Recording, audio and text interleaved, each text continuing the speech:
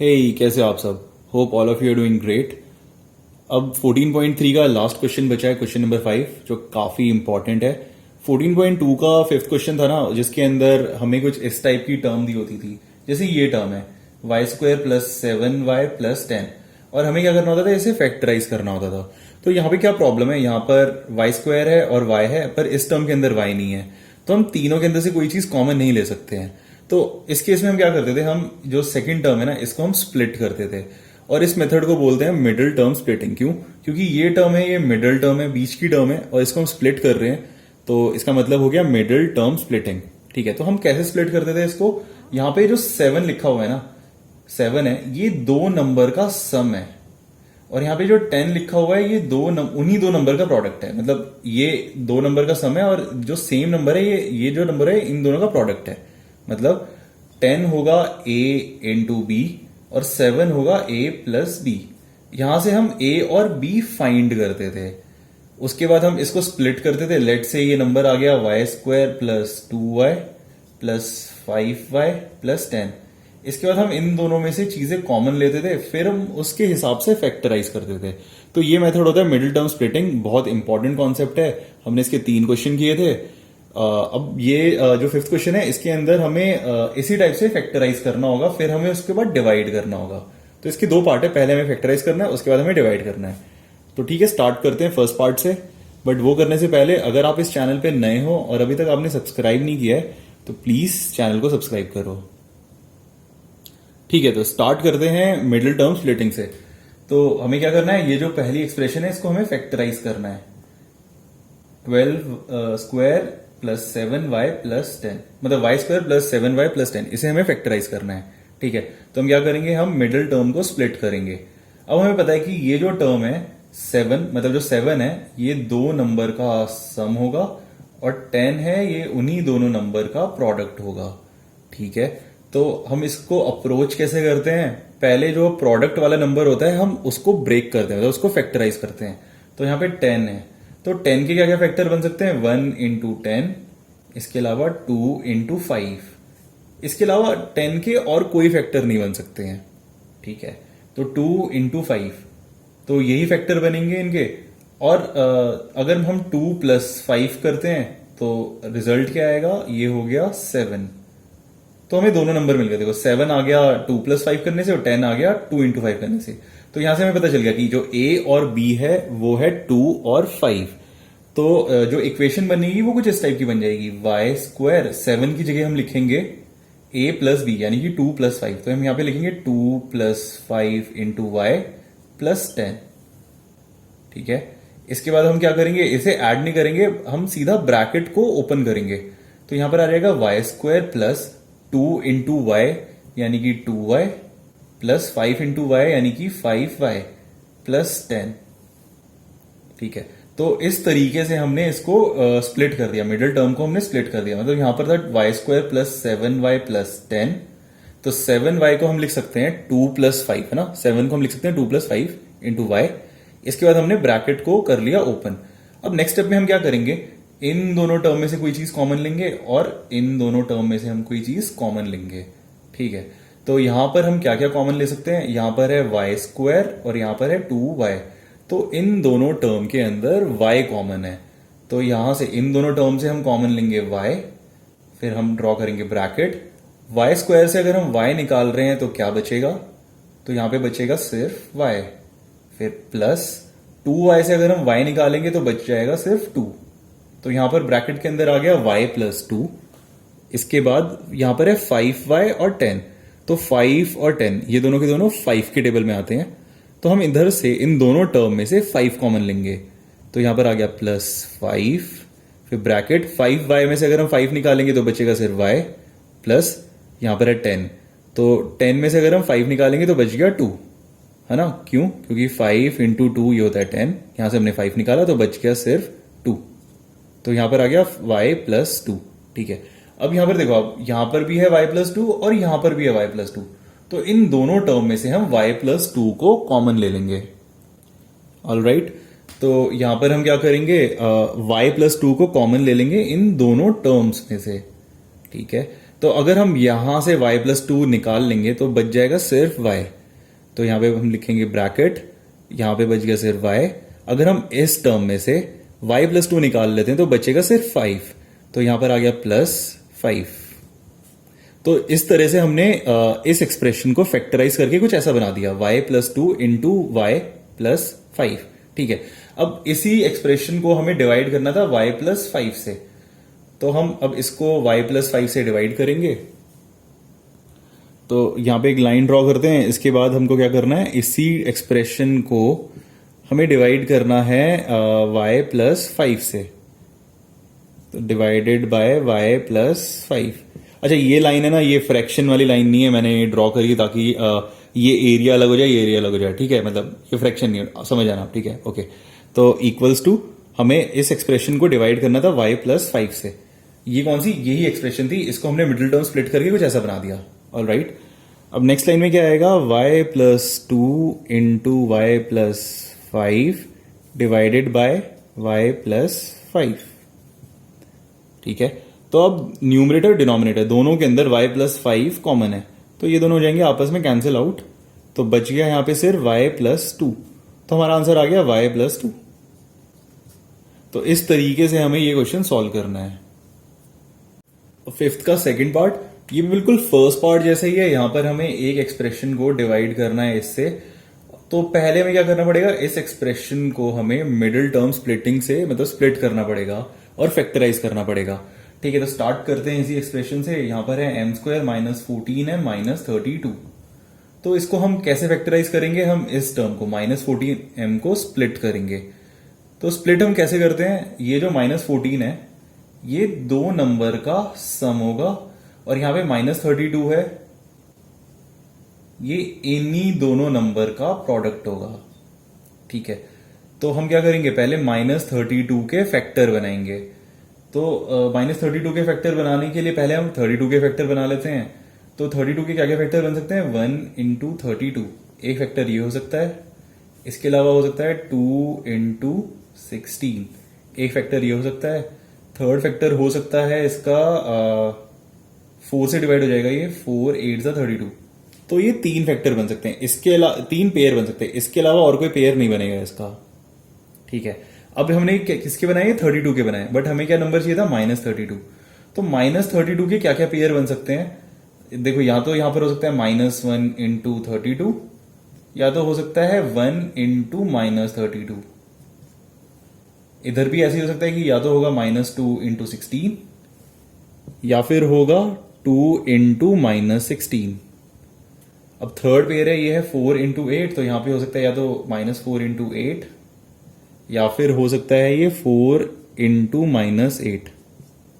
ठीक है, तो ये फैक्टर बन सकते हैं -32 के। ऑलराइट, इसके बाद हमें पता है कि इन दोनों का सम, जो दोनों फैक्टर होंगे, इन दोनों का सम होगा -14। तो हम चेक करेंगे कि इन सभी फैक्टर के अंदर से कौन सा वो फैक्टर होगा, कौन सा वो पेयर होगा जिनका सम आएगा -14। तो यहां पे हमें क्लियरली दिख रहा है, अगर हम इन दोनों को ऐड करते हैं तो सम आएगा -14। कैसे, अगर हम करते हैं -16 + 2, तो इन दोनों का सम आ जाएगा -14। तो इसका मतलब ये होगा पेयर। तो a और b की वैल्यू आ गई 2 और -16। तो a हो गया 2 और b हो गया -16। ठीक है, तो इसी फॉर्म में हम अब इसको ब्रेक करेंगे, मतलब -14 की जगह हम लिखेंगे 2 -16। तो ये जो एक्सप्रेशन है ये कुछ ऐसे बन जाएगी, m² माइनस, या फिर यहां पे हम लिखेंगे प्लस, इसके बाद 14 की जगह हम लिखेंगे 2 -16 इंटू m -32। हमने यहां पर कुछ नहीं किया, बस यहां पे -14 था, -14 की जगह हमने लिख दिया 2 -16, और 2 और 16 हमने उसी तरीके से निकाले थे कि ये दोनों का प्रोडक्ट होगा -32 और इन दोनों का सम होगा -14। ठीक है, तो हमने यहां पर ऐसे करके फैक्टर निकाले इसके। नेक्स्ट लाइन में हम क्या करेंगे, इन दोनों को सॉल्व नहीं करेंगे, हम डायरेक्टली ये ब्रैकेट ओपन करेंगे। तो यहां पर आएगा m² प्लस 2 इंटू m यानी कि 2m, -16 इंटू m यानी कि -16m -32। तो ऐसे करके हमने मिडिल टर्म को स्प्लिट कर लिया। अब हम क्या करेंगे, इन दोनों टर्म में से कोई चीज कॉमन लेंगे और इन दोनों टर्म में से हम कोई चीज कॉमन लेंगे। तो इन दोनों टर्म के अंदर है m, तो यहां से हम कॉमन लेंगे m। तो अगर m स्क्वायर से हम m कॉमन लेंगे, मतलब बाहर निकालेंगे, तो बच जाएगा सिर्फ m। 2m में से अगर हम m निकालेंगे तो बच जाएगा सिर्फ 2। इसके बाद यहां पर है -16m और -32। यहां पर है -16 और -32, यहां पर m भी है, ठीक है। तो -16m को हम लिख सकते हैं -1 इंटू 16 इंटू m, और -32 को हम लिख सकते हैं -1 इंटू 2 इंटू 16, है ना। 16 2 सा 32 होता है, तो उसको हमने लिख लिया 2 इंटू 16। तो इन दोनों टर्म में से हम क्या क्या कॉमन ले सकते हैं, एक तो हम यहां पे -1 कॉमन ले सकते हैं दोनों में से, और 16 कॉमन ले सकते हैं दोनों में से, ठीक है। तो -16m, इसमें से हम कॉमन लेंगे -16, तो यहां ब्रैकेट में बच जाएगा सिर्फ m।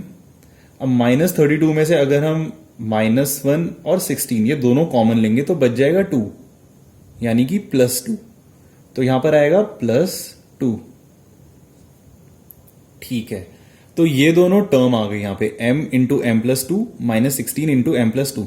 अब इन दोनों टर्म के अंदर ही ये वाली टर्म कॉमन है m+2, तो इन दोनों में से हम m+2 को कॉमन ले लेंगे, ठीक है।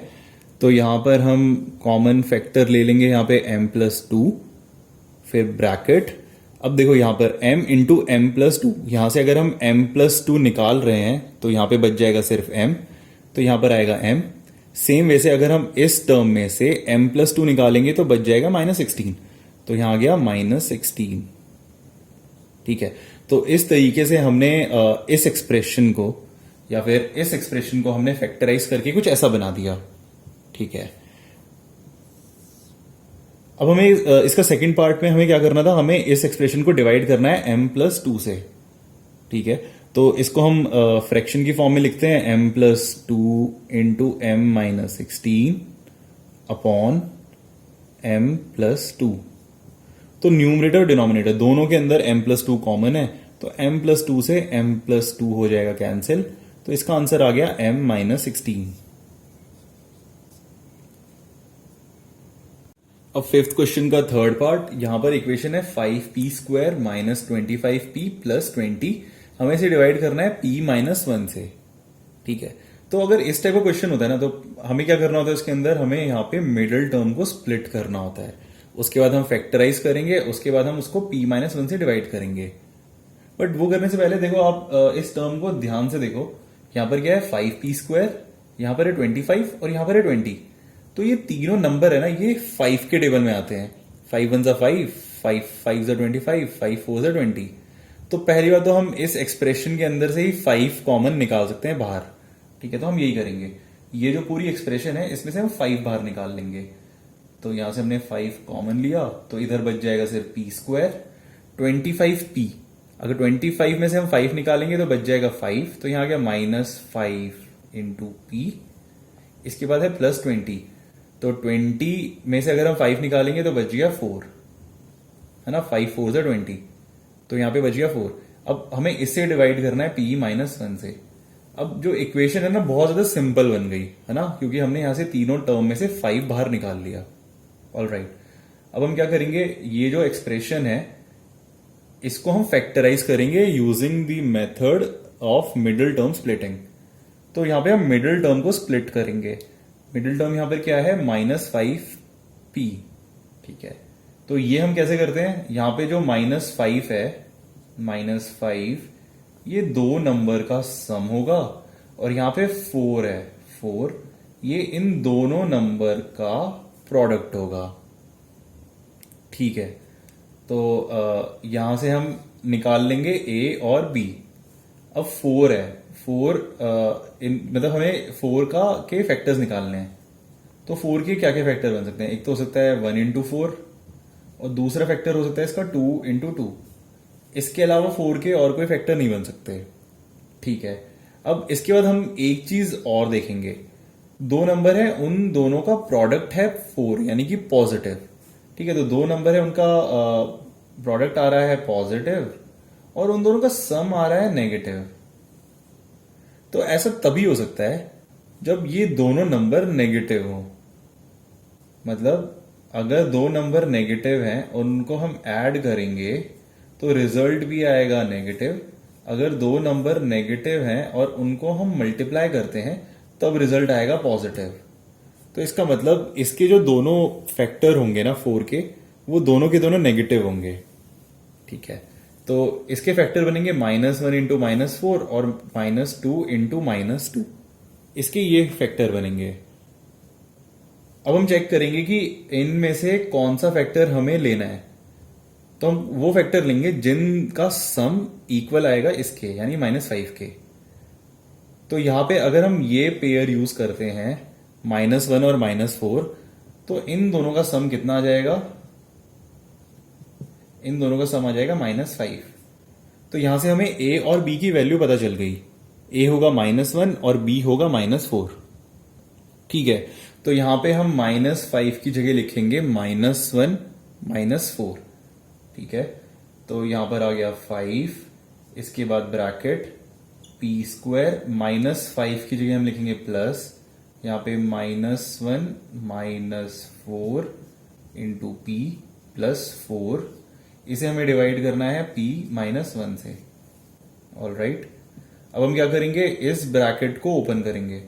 तो नेक्स्ट लाइन में आएगा 5 इंटू p², -1 इंटू p यानी कि -p, फिर -4 इंटू p, तो ये हो गया -4p प्लस 4। इसे हमें डिवाइड करना है p -1 से। ठीक है, अब हम क्या करेंगे, यहां पर हम करेंगे मिडल टर्म को स्प्लिट। मतलब मिडल टर्म को हमने स्प्लिट कर लिया। अब हम इन दोनों में से कोई चीज कॉमन लेंगे और इन दोनों में से हम कोई चीज कॉमन लेंगे। ठीक है, तो यहां पे आ गया 5, इसके बाद p² -p, तो इन दोनों में से हम p कॉमन लेंगे। तो अंदर क्या क्या बच गया, p, मतलब यहां से अगर p² से अगर हम p बाहर निकालेंगे तो बचेगा सिर्फ p, माइनस p से अगर हम p बाहर निकालेंगे तो बच जाएगा -1। तो यहां आ गया p -1। ठीक है, इसके बाद यहां पर दो टर्म है, -4p प्लस 4, कुछ ऐसा ही, -4p प्लस 4। और अब जो रिजल्ट आएगा ना, हमको वो कुछ इस फॉर्म में चाहिए, p -1 आना चाहिए उसके अंदर से। तो अगर हम इस टर्म में से अगर -4 कॉमन ले लेते हैं ना, तो यहां पर आ जाएगा p -1। तो हम यही करेंगे, हम इन दोनों टर्म में से -4 कॉमन लेंगे। तो यहां से हमने -4 कॉमन लिया, तो -4 इंटू p, अगर हम यहां से -4 निकालेंगे तो बच जाएगा सिर्फ p। और अगर यहां पर है +4, इसमें से हमें कॉमन लेना है -4 बाहर। तो हम देखो ये कैसे करते हैं, +4 को हम लिख सकते हैं 4 इंटू -1 इंटू -1। हमें क्या बाहर निकालना है, -4, तो उसके लिए हमें 4 और -1 ये दोनों बाहर निकालना पड़ेगा। तो यहां पे बच जाएगा सिर्फ -1, तो इधर आ गया -1। तो इस तरीके से हम -4 कॉमन ले सकते हैं। अगर आपको ये मेथड टफ लगता है, ये चीज समझ नहीं आती आपको, तो आप ऐसे कर सकते हो। देखो जैसे -4 इंटू p प्लस 4 है, तो इसमें से पहले हम क्या करेंगे, 4 कॉमन ले लेंगे। तो यहां पर आ गया -p प्लस 1। इसके बाद हम इसमें से -1 कॉमन ले लेंगे। तो जब भी हम किसी ब्रैकेट में से माइनस कॉमन लेते हैं ना, तो अंदर की टर्म के साइन चेंज हो जाते हैं। तो यहां पर आ गया माइनस बाहर और 4, तो इन दोनों टर्म का साइन चेंज हो जाएगा। मतलब -p है तो ये हो जाएगा +p, +1 है तो ये हो जाएगा -1। तो रिजल्ट आ गया -4 इंटू p -1। ऑल राइट, हमने इन दोनों टर्म में से -4 कॉमन लिया, तो -4, तो ब्रैकेट के अंदर आ गया p -1। ये एक ब्रैकेट थी, इसके बाद एक और ब्रैकेट, इसको हमें डिवाइड करना है p -1 से। ऑल राइट, अब ये जो दोनों टर्म है, इन दोनों टर्म के अंदर p -1 कॉमन है। तो इन दोनों में से हम p -1 को कॉमन ले लेंगे। तो यहां पर आ गया 5 इंटू p -1 हमने इन दोनों टर्म से कॉमन लिया। तो अगर हम इसमें से p -1 लेंगे तो बच गया सिर्फ p, इसमें से अगर हम p -1 बाहर निकालेंगे तो बच गया -4। ठीक है, तो इस तरह से हमने इसको स्प्लिट कर दिया। अब हमें इसे डिवाइड करना है p -1 से। तो सिंपली हम इसको लिखेंगे फ्रैक्शन की फॉर्म में। यहां पर आ गया p -1। ठीक है, अब हम क्या करते हैं नेक्स्ट स्टेप में, न्यूमरेटर और डिनोमिनेटर के अंदर जो जो चीजें कॉमन होती है उसे हम करते हैं कैंसिल आउट। तो यहां पर p -1 है, यहां पे भी p -1 है, तो p -1 से p -1 हो जाएगा कैंसिल। तो हमारा आंसर आ गया 5 इंटू p -4। आंसर आ गया 5 इंटू p -4। यहां पे हम ब्रैकेट को कर सकते हैं ओपन, तो 5 इंटू p यानी कि 5p माइनस 5 इंटू 4 यानी कि 20। तो इसका आंसर आ गया 5p माइनस 20। ठीक है, तो अभी हमने फिफ्थ क्वेश्चन के 3 पार्ट कर लिए हैं। अब इसके बचे हैं टोटल 4 पार्ट, और वो हम नेक्स्ट वीडियो में करेंगे। तो अगर आपको ये वीडियो अच्छा लगा हो तो प्लीज इस वीडियो को लाइक करो और चैनल को सब्सक्राइब करो। Thank you.